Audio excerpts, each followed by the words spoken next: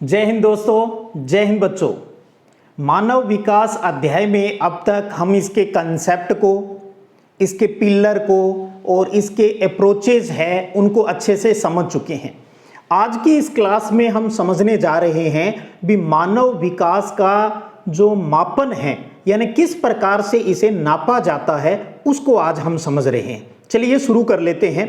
और आप अपनी स्क्रीन पर अब देखोगे मानव विकास मापने के दो महत्वपूर्ण सूचक HDI और HPI आपके सामने हैं। HDI मतलब ह्यूमन डेवलपमेंट इंडेक्स, मानव विकास सूचकांक, और HPI यानी ह्यूमन पॉवर्टी इंडेक्स, मानव गरीबी सूचकांक है। ये दो महत्वपूर्ण सूचकांक है मानव विकास को नापने के। और आपको ये भी जानकारी होनी चाहिए भी ये सूचकांक, ये इंडेक्स है वो कौन जारी करता है। ये जारी की जाती है UNDP द्वारा। UNDP जो कि UNO यानी संयुक्त राष्ट्र संघ का एक संगठक है और 1990 से हर साल इनके आंकड़े हैं यानी रिपोर्ट HDR जिसको कहते हैं, ह्यूमन डेवलपमेंट रिपोर्ट है, वो UNDP द्वारा जारी की जाती है। अब सबसे पहले बात करेंगे हम HDI के ऊपर। ये HDI वही है जो 1990 में प्रमुख पाकिस्तानी अर्थशास्त्री महबूब उल हक द्वारा दिया गया था और इसी को UNDP ने एक्सेप्ट किया था और 1990 से हर वर्ष इसकी रिपोर्ट है वो जारी की जाती है। आपको मैं पहले बता चुका हूं भी मानव विकास को बताने के जो प्रमुख आधार हैं, जो सूचक हैं, वो तीन हैं। एक स्वास्थ्य, एक शिक्षा और दूसरा है संसाधनों तक पहुंच। स्वास्थ्य जिसके अंतर्गत हम जीवन प्रत्याशा को शामिल करते हैं यानी जन्म के समय है वो उस देश के अंदर कितने साल तक आदमी है वो औसत रूप से जिंदा रहता है। शिक्षा में हम दो चीज शामिल करते हैं, एक तो प्रौढ़ साक्षरता रेट कितनी है और दूसरा सकल नामांकन अनुपात यानी स्कूल में 0 से 18 साल के कितने बच्चों का नामांकन है उसका रेशो लिया जाता है। और संसाधनों की पहुंच से मतलब है भी इनकम कितनी है, प्रति व्यक्ति जो इनकम है वो कितनी है। इन तीन प्रमुख आधारों पर ही महबूब उल हक ने HDI मानव विकास सूचकांक दिया था। तीन है तो तीनों का 1/3 भाग लिया जाता है यानी 1/3 प्लस 1/3 प्लस 1/3 टोटल हो गया 1। तो इसका मतलब इस HDI को नापने का जो स्कोर कार्ड है, जो स्कोर रेंज है वो होती है 0 से 1 तक यानी कम से कम 0 और ज्यादा से ज्यादा 1 स्कोर है वो किसी देश का हो सकता है। अब इसके आधार पर 0 से 1 को 4 प्रमुख कैटेगरियों में बांटा गया है। वो है अगर किसी देश का जो इंडेक्स है वो 0 से 0.5 के बीच है तो उस देश को कहा जाएगा निम्न मानव विकास वाले देश। अगर 0.5 से 0.7 है तो वहां की जो HDR है वो मध्यम प्रकार की होगी।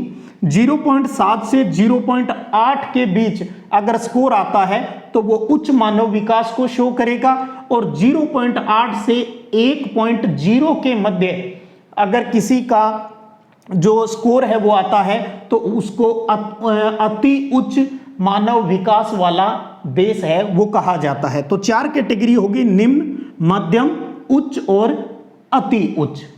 अब बात करें अंतिम रिपोर्ट की जो आपके सिलेबस में दी गई है उसकी 2018 की रिपोर्ट दी गई है। 2018 के अंदर जो UNDP ने 189 देश 189 देशों की मानव विकास रिपोर्ट है वो प्रस्तुत की थी, जिसमें से 38 देश है वो निम्न कैटेगरी में थे, 39 है वो मध्यम कैटेगरी में, 53 है वो उच्च यानी हाई रेंज वाले में थे और 59 है वो अति उच्च मानव विकास वाले जो कैटेगरी थी उसके अंदर शामिल रहे थे। हर साल UNDP रिपोर्ट जारी करती है। मैंने आपको बताया किन की जारी करती है, जो UNO के संयुक्त राष्ट्र संघ के जो सदस्य देश है उनकी रिपोर्ट जारी की जाती है। 2018 में आपके सिलेबस के अंदर रिपोर्ट दी गई है। पाठ्य पुस्तक के पीछे उस 189 देशों का क्या स्कोर है उसकी जानकारी भी दी गई है। अब इन चारों कैटेगरियों के आधार पर अगर हम अंतर्राष्ट्रीय लेवल पर कंपैरिजन करें तो हम देखेंगे भी बड़ा ही रुचिकर एक इंटरेस्टिंग चीजें हैं वो निकलकर सामने आती है। वो ये है भी एक तो क्षेत्रफल और इनकम का मानव विकास से डायरेक्ट किसी प्रकार का संबंध नहीं है। इस बात का मतलब मैं ये कहना चाह रहा हूं भी कोई देश बड़ा है क्षेत्रफल की दृष्टि से तो इसका मतलब ये नहीं है भी वो ज्यादा विकसित देश है। ज्यादातर जो इस रिपोर्ट के अंदर देखा गया है वो ये है भी बड़े देशों की तुलना में छोटे देश हैं वो मानव विकास के लिए बहुत अच्छा कार्य कर रहे हैं। एक उदाहरण लूं इसके ऊपर, अपने भारत की बात कर ले। आपको पता है भारत का क्षेत्रफल बहुत अधिक है, लेकिन इसका पड़ोसी देश जो श्रीलंका है उसका क्षेत्रफल इसकी तुलना में बहुत ही कम है। तो जब मानव विकास की रिपोर्ट आई 2018 वाली की अगर बात कर लूं तो भारत का तो उसमें स्थान था 2018 में 130वां, जबकि श्रीलंका का 76वां स्थान था। यानी श्रीलंका तो उच्च कैटेगरी में आ गया, जबकि भारत किस कैटेगरी में है? मध्यम कैटेगरी में है। भी बड़ा एरिया होते हुए भी यहां मानव विकास है वो कम है, जबकि श्रीलंका का एरिया कम है लेकिन मानव विकास है वो भारत की तुलना में अच्छा हुआ है। इसी प्रकार से अगर आपसे कोई ये पूछे भी अति उच्च कैटेगरी में कौन से देश हैं और वो उस कैटेगरी में क्यों हैं, तो देखिएगा अब तक की 2018, 19, 20 की तीनों रिपोर्टों की अगर बात कर लूं या पीछे की रिपोर्ट की भी बात करें तो जो यूरोपीय देश है नॉर्वे वो हमेशा 1 नंबर पर रहा है। ये बहुत अच्छा छोटा प्रश्न भी बनता है। नॉर्वे हमेशा HDR के अंदर 1 नंबर पे रहा है जो यूरोपीय देश है। उसके साथ साथ ये भी बता दूं इस कैटेगरी में लगभग जो देश हैं वो यूरोपीय देश ही हैं। यूरोपीय देशों के अंदर मानव विकास है वो बहुत अच्छा हो रहा है। और क्यों हो रहा है उसका कारण है क्योंकि यहाँ की जो सरकारें हैं वो सामाजिक सेक्टर जो सेवाएं होती है जैसे शिक्षा, स्वास्थ्य, इनके ऊपर बहुत अधिक खर्चा करती है। और दूसरी बात है भी उन क्षेत्रों के अंतर्गत कोई राजनीतिक उपद्रव, कोई लड़ाई झगड़ा या कोई सामाजिक अस्थिरता है वो वहां देखने को नहीं मिलती। तो राजनीतिक उपद्रव और अस्थिरता से वो क्षेत्र हैं वो स्वतंत्र होते हैं। इन कारणों की वजह से वो देश हैं वो अति उच्च मानव विकास को प्रदर्शित करते हैं।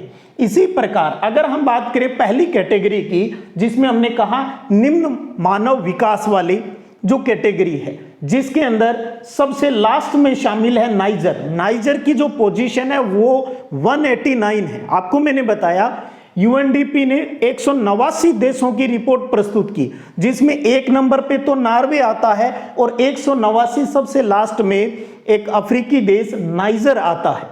अब नाइजर या इस कैटेगरी में जो अन्य 38 जो देश हैं उनके इस कैटेगरी में आने के कारण क्या है, तो देखा गया भी इस कैटेगरी वाले जो देश है वहां पर राजनीतिक उपद्रव होते रहते हैं, लड़ाई झगड़ा चलता रहता है, सामाजिक अस्थिरता रहती है, भाईचारा नहीं है वहां पर इतना, अकाल और बीमारियों से पीड़ित रहते हैं। क्यों? क्योंकि हॉस्पिटल के ऊपर ज़्यादा, स्वास्थ्य सेवाओं के ऊपर ज़्यादा खर्चा है, वो नहीं हो पाता, इसलिए उनकी आर्थिक विकास है वो बहुत ही स्लो होती है। और ये वहाँ की जो सरकार है वो सामाजिक सेक्टर के अंदर जो शिक्षा, स्वास्थ्य है उनके ऊपर सिर्फ उतना ही खर्च करती है जितना बहुत ज़्यादा जरूरी होता है, जबकि अति उच्च कैटेगरी वाले जो देश हैं वो शिक्षा और स्वास्थ्य यानी सामाजिक सेक्टर के ऊपर बहुत अधिक खर्चा करती है। तो इस वजह से ये तो उच्च कैटेगरी में आ गए और ये निम्न कैटेगरी के अंदर है वो शामिल हो जाते हैं। तो हर साल जो रिपोर्ट होती है 2018 के अंदर, हम भारत को विशेष आधार रख लेते हैं यहाँ पर, 2018 में भारत की जो पोजीशन थी 189 में वो 130वीं थी। 2019 में जो रिपोर्ट आई उसमें कुछ सुधार हुआ और भारत की पोजीशन 129वीं होगी।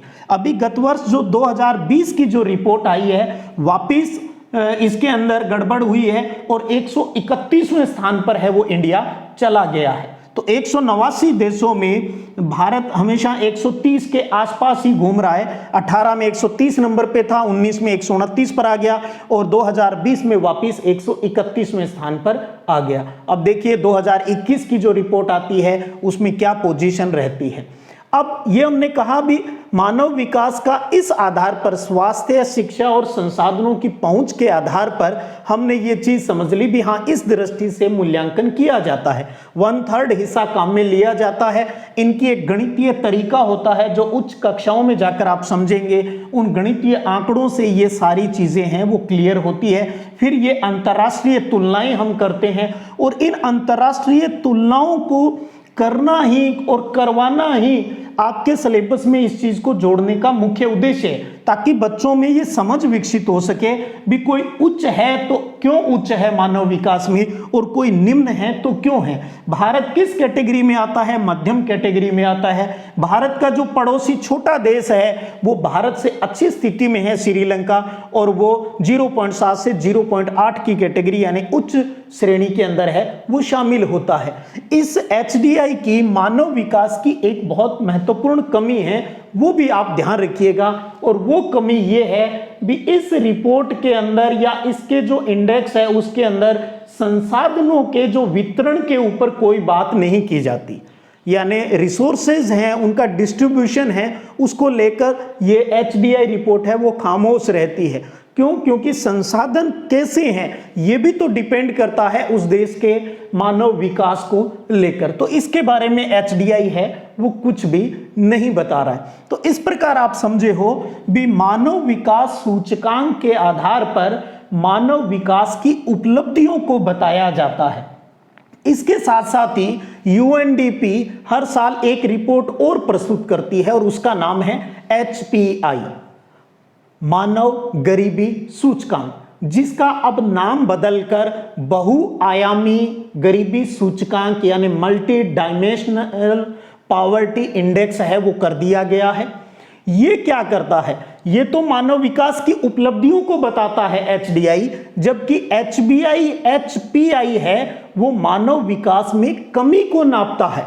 ये कितनी कमी हो रही है उसको दर्शाता है और इसके अंदर इनकम को शामिल नहीं किया गया है। तो यानी बिना इनकम वाला माप है HPI। अब HPI के जो आधार क्या हैं उनको भी अगर हम समझ लें, जैसे इसके 3 आधार हैं, इसके भी कई आधार हैं जिनमें मुख्य 4 आधार हैं। जैसे 40 वर्ष से कम उम्र तक जीवित रहने वाले लोगों की संख्या को इसके अंदर शामिल किया जाता है। दूसरा है भी प्रौढ़ निरक्षरता दर कितनी है, यहां हम क्या शामिल करते हैं? प्रौढ़ साक्षरता दर को, जबकि इसके अंदर प्रौढ़ निरक्षरता दर को शामिल किया जाता है। और तीसरा ये शामिल किया जाता है भी कितने लोगों को स्वच्छ जल है वो उपलब्ध नहीं हो पाता है। और चौथा आता है कम भार वाले बच्चों की संख्या, अर्थात जो कुपोषण के शिकार है, जो कुपोषित बच्चे हैं उनकी कितनी संख्या है वो भी इसके अंदर शामिल की जाती है। फिर उसके आधार पर हर देश की रैंकिंग है वो की जाती है। जैसे HDI में रैंकिंग की जाती है वैसे ही HPI के आधार पर भी रैंकिंग की जाती है। तो अब आप समझे होंगे भी HDI और HPI इन दोनों का अगर हम संयुक्त रूप से अवलोकन करते हैं तो मानव विकास का सही चित्रण, सही स्थिति है वो हमारे सामने क्लियर होती है। क्योंकि हम सिर्फ मानव विकास की उपलब्धियों की बात ही क्यों करें, हमें उनकी कमियों पर भी बात करनी चाहिए भी कहां समस्या है। तो दोनों ही सूचकांक अपने आप में बहुत महत्वपूर्ण है। अब एक चीज यहां और समझ लीजिएगा, इसका मतलब यही नहीं है कि दुनिया में 2 ही सूचकांक है।